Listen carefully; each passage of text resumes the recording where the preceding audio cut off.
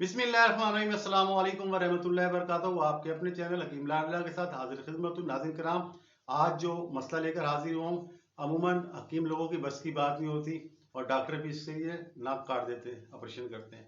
मेरा मंशा और मेरा मकसद जो है वो आसानियाँ पहुँचाना है, इसलिए नुस्खा लेकर हाजिर हुआ हूँ। यानी नाक की हड्डी और गद्दूद बढ़ना बड़ा मुश्किल इलाज है। नाक का बंद होना, दायमी नज़ले का खात्मा, नाक की हड्डी और गद्दूद का ऑपरेशन से छुटकारा पाने वाला नुस्खा। नाज़रीन किराम, इसके फायदे नोट फरमा लें।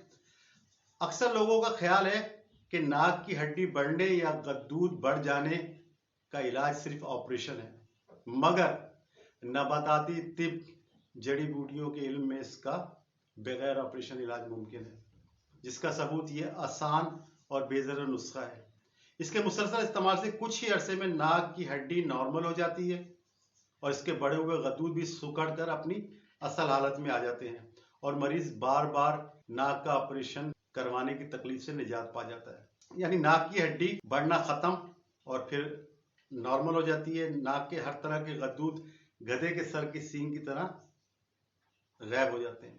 नाक का बंद रहना पुराना और दायमी नज़ला हमेशा के लिए नाबूद करता है। सांस का ना आना, बार बार नज़ला हो जाना, इसको गारत करता है।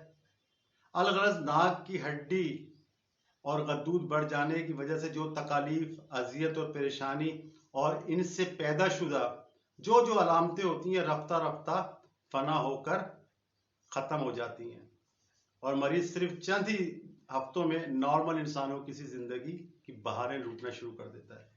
हर मौसम में, हर मिजाज में, हर तरह के लोगों के लिए बगैर साइड इफेक्ट वाला जादू असल नुस्खा है। कुछ अरसा जो है ना, इसे मुस्तकिल मिजाजी से मुसलसल इस्तेमाल कर लें और हर किस्म की बू और खुशबू को महसूस करना शुरू करें। लाजवाब नुस्खा है। इसके अज्जा नोट फरमा लें। दो चीज़ें हैं, अतरा या फील या अतराफील उस्तु खुद्दूस, ये लेनी है हमदर्द की या अशरफ की। 100 ग्राम पैक होता है, ये 5 पैक लेके आने हैं। कलौंजी आपने लेनी है 150 ग्राम। कलौंजी को बारीक पीस के कपड़ छन कर लें, पाउडर बना के बोतल में रख लें, दवा तैयार हो गई। अब आपने करना यह है कि 1 चाय का चम्मच जो है ना अतराफील उस्तु खुद्दूस और 1 ग्राम यानी चौथाई चाय का चम्मच जो है कलौंजी का जो सफूफ है, यानी 1/4 चाय का चम्मच, चौथा हिस्सा छोटा सा, इसको आपस में मिला लें। यानी अतराफील उस्तु खुद्दूस को और इसके पाउडर को, कलौंजी के पाउडर को अच्छी तरह मिला के यकजान कर लें और सुबह नहार मुंह 1 कप गर्म पानी से रोजाना 1 बार इस्तेमाल करें। और रात को सोते वक्त एक चीज और आपने लानी है, माजून बरशीशा, बे रे शीन एन शीन अलिफ, माजून बरशाशा भी कहते हैं, बरशीशा भी कहते हैं। ठीक है, ये आप बहुत सारी कंपनी बनाती थी, लेकिन आजकल 2 कंपनी बना रही है। ये आपको मरहबा का मिल जाएगा, तैयबी का मिल जाएगा, अजमली का मिल जाएगा। 50 ग्राम का पैक होता है, ये आपने ले आना है, एक ही काफी है।